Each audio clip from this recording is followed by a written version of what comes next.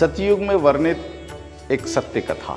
सतयुग कालखंड का सबसे बड़ा प्रयोग क्षीर सागर, मेरु पर्वत और शेषनाग से समुद्र मंथन की क्रिया, इसको आज हम अपने तरीके से समझ सकते हैं। गौ माता जो सूर्य, चंद्रमा और सभी ग्रहों की ऊर्जाओं को अपने सूर्य केतु नाड़ी में धारण करती है, धारण करके और हमें 3 द्रव्य प्रदान करती है, क्षीर, गोमय और गौमूत्र। जिसमें क्षीर मधुर रस है, गौमूत्र कसाय रस है और गोमय भूमि तत्व है।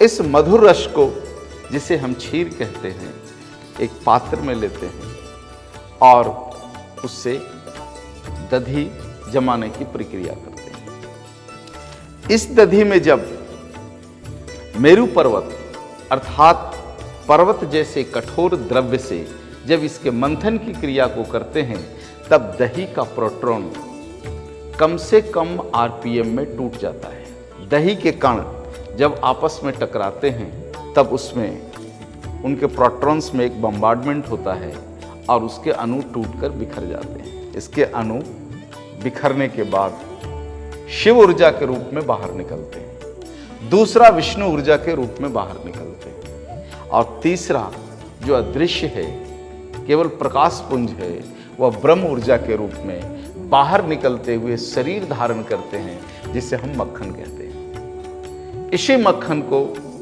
जब हम अग्नि पर तपाते हैं, तब इसका जल तत्व वाष्पीकृत हो जाता है और विशुद्ध अग्नि हमें प्राप्त होती है। यह विशुद्ध अग्नि सूर्य का एक रूप है, सूर्य का तरल रूप है।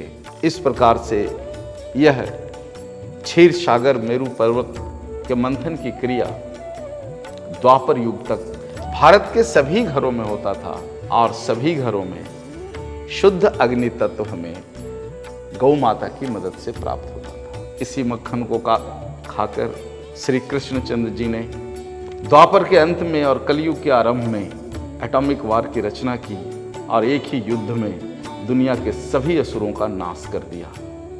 उसी महाभारत का परिणाम है कि 4000 वर्षों तक पूरी दुनिया में शांति की स्थापना रही। धन्यवाद।